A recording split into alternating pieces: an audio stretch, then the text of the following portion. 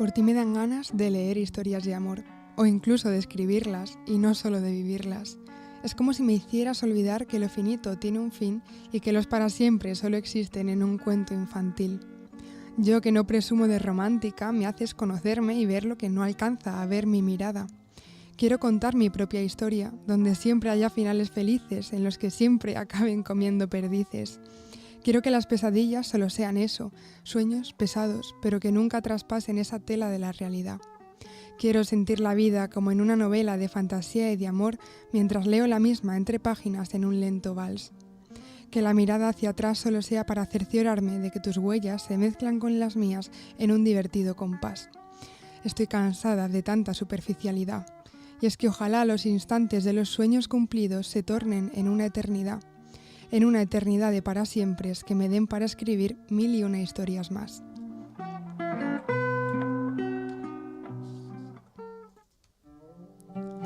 Bienvenidos a La Cara Oculta, un programa donde hablamos de lo incómodo pero necesario. Se hace crítica feminista y se cuestionan los abusos de poder. Muy buenas, soy Candela Granero y damos paso a un nuevo episodio de La Cara Oculta. Estamos en la mirada profunda y hoy nos adentramos en un fenómeno cultural masivo, ultra complejo y lleno de contradicciones, y esta es la literatura romántica. A ver, seamos sinceras, se suele despachar este género con 4 etiquetas condescendientes, pero la realidad es que el romance mueve masas y a millones de lectoras y lectores por todo el mundo. Por eso hoy venimos a abrir, mejor dicho, la caja de Pandora de sus tópicos. Para ello he tenido que informarme bastante porque no estoy muy puesta en este tema y sobre todo me ha ayudado una amiga muy lectora que tendremos en el siguiente episodio, pero no os lo adelanto, ya lo veremos. Así que de momento vamos a hablar de esas corrientes maravillosas que nos están dando las verdaderas lecciones de responsabilidad afectiva, pero ojo, porque también abordaremos la cara más turbia y turbulenta del mercado, que es el boom del dark romance y la fetichización del abuso. Si no os suena, ya os sonará, ¿vale?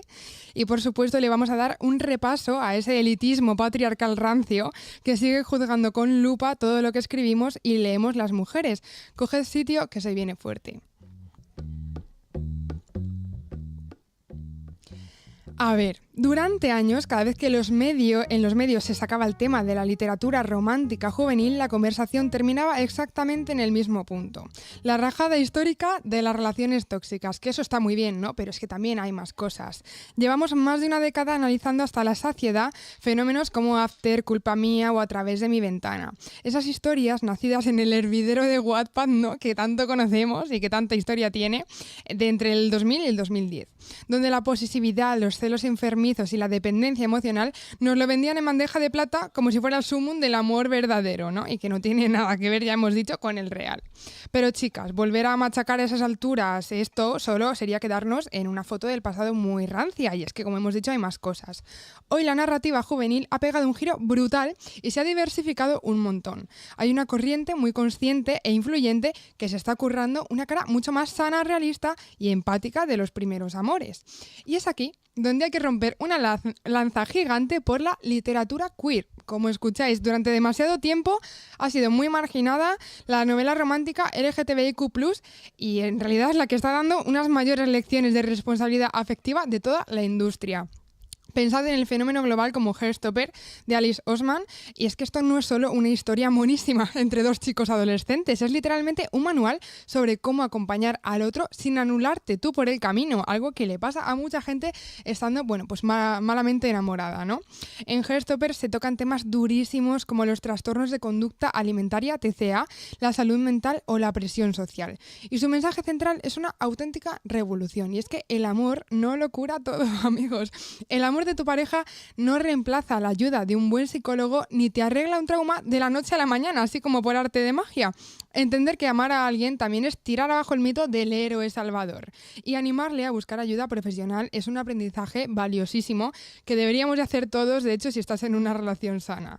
Y ojo, es que no hace falta irse fuera, ¿vale? En el panorama nacional tenemos a un ejército de autoras jóvenes haciendo un trabajo brillante. Escriben novela romántica juvenil, poniendo sobre la mesa la inexperiencia, el agobio ese, ¿no? Ese revoltijo en el estómago de las primeras relaciones y desmontando esa idealización tan absurda. Nos están enseñando que la pasión de verdad no tiene por qué ser un sinónimo de sufrimiento.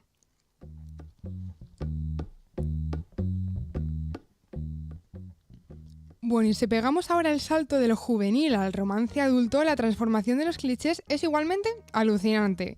Durante décadas la erótica y la romántica para adultas estuvo estancadísima en dinámicas de poder machistas que daban un poco de pereza, sinceramente. Estamos ya cansados de ver esto. El típico magnate dominante, la secretaria inexperta que pide ayuda, ¿no? La chica sumisa que necesita ser instruida o rescatada del apuro por un hombre maduro y muy viril. Estamos cansadas, sinceramente, de esto, ¿vale? No queremos ya más hombres maduros que nos vengan a rescatar. Entonces, afortunadamente, ese reinado está cayendo a pedazos. Ya ni interesa ni nos gusta a las mujeres. Y en realidad nunca nos ha gustado, ¿no? Pero ha sido una cosa de los hombres que nos han impuesto. Pero no nos gusta, chicos. Estas cosas no. Entonces hoy lo que lo peta es una narrativa donde las mujeres tienen agencia, sus trabajos, sus ambiciones, ambiciones profesionales y una vida completísima antes, durante y después de enamorarse. Un caso paradigmático que todas conocemos es el de Ali Hazelwood. Esta mujer ha puesto patas arriba la lista de ventas haciendo algo que era sumamente revolucionario, y es poner a mujeres científicas, investigadoras y académicas de campos STEM, donde históricamente nos han incivilizado y apartado, como las jefazas y protagonistas absolutas de sus tramas, así como lo oyes. Entonces, hablando de mujeres brillantísimas, ingenieras o neurobiológicas, peleando por sus becas o por liderar proyectos de doctorado, que antes era impensable, por supuesto. Y lo guay no es solo cómo son ellas, que son muy guays, sino también cómo son ellos. Frente al rancio chico malo o al arrogante que trata a la protagonista como un trapo hasta el capítulo final, de ese que pensamos que no, es que le podemos cambiar, no, nunca se le puede cambiar, ¿no? Aquí nos encontramos a hombres carismáticos que admiran con locura el cerebro de sus compañeras, las apoyan en sus carreras y construyen relaciones de tú a tú en absoluta igualdad, ¿no? Como debería de ser. Pasa exactamente igual en el romance queer adulto, donde vemos a gente con la vida resuelta, enamorándose sin necesidad de meter malentendidos absurdos ni una rabieta infantil tan típica, demostrando que la madurez emocional también engancha de una forma profundamente adictiva.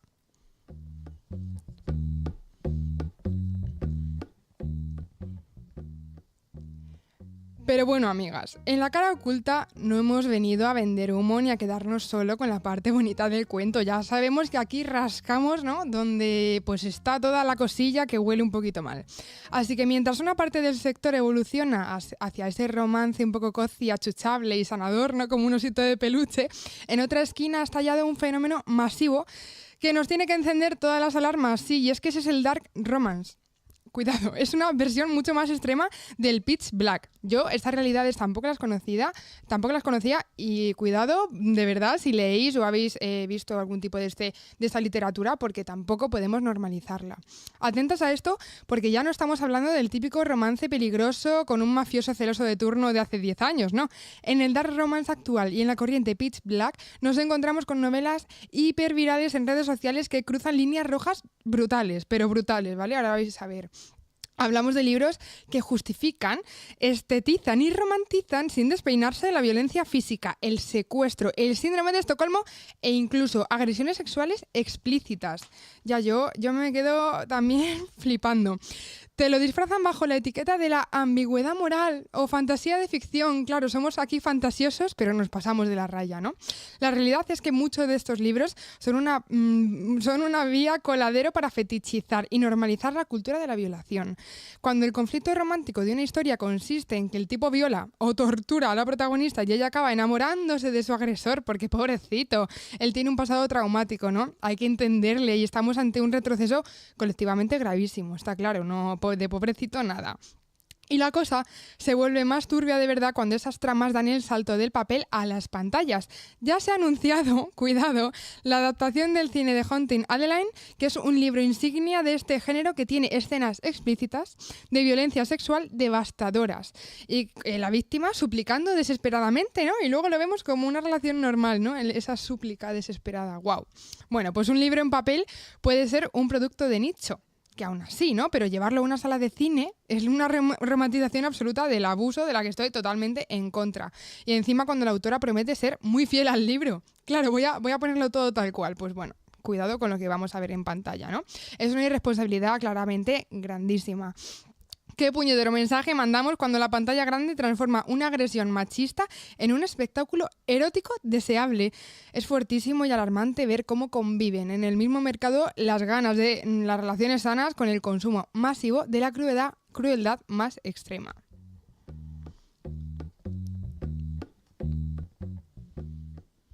Bueno, y para entender todo este tinglado, ¿vale? De formas de entender la literatura erótica de raíz, hay que hacerse una pregunta incómoda. ¿Por qué se juzga con tanta saña a la literatura romántica en comparación con otros géneros? Y esto es verdad. Yo no soy muy fan de la literatura romántica, pero hay que reconocer que hay alguna que es muy buena. La respuesta es puramente estructural, porque es un género escrito por mujeres y consumido en gran mayoría por mujeres, y esto es verdad, pasa siempre. Todo producto cultural ligado a nosotras se cataloga de inmediato como menor, superficial o novelista rosa. Cuando un hombre escribe violencia, guerras o pasiones desmedidas, eso es literatura universal, amigos, y eso entra dentro del canon. Cuando lo hace una mujer centrándose en los afectos, se la arrincona. Entonces esto lo estamos viendo ahora mismo con la fiebre del romantasy. Esta mezcla entre fantasía y romance, es que esto es toda una fiesta esto. Es el subgénero más vendido y revienta las ferias del libro y está arrasando y lo leen millones de jóvenes. Pues bien, libros con sistemas de magia complejos, tramas políticas e imperios increíbles están siendo despreciados y tildados de porno de dragones. Así lo dicen de una manera muy pues descalificativa, solo porque sus protagonistas son guerreras o porque hay 2 o 3 escenas subidas de tono, pero que en realidad son 700 páginas el libro, pero no, ya es porno de dragones. Sagas como Trono de Cristal de Sarah J. Maas no tienen ni una sola escena explícita en sus primeros 5 libros y aún así la crítica rancia las etiqueta al instante. Le pasa incluso a autoras de fantasía clásica como T. Kingfisher, ¿vale? No sé si lo he pronunciado bien, a la que la autora la empaquetan a toda prisa como romantasy simplemente porque sus personajes tienen vida afectiva, como todo el mundo podemos tenerlo, ¿no?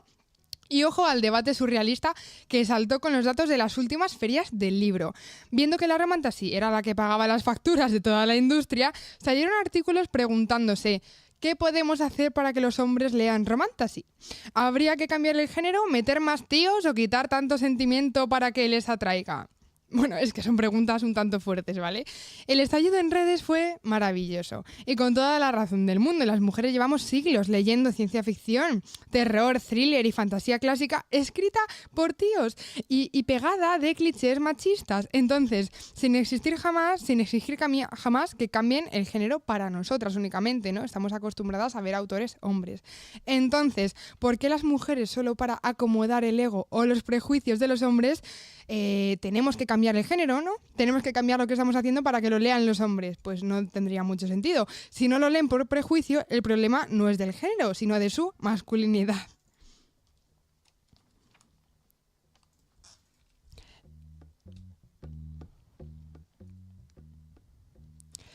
Y llegamos al final de este viaje por las luces y sombras de las páginas románticas. Como veis, esto no es un género simple ni de un solo color, es un auténtico campo de batalla cultural.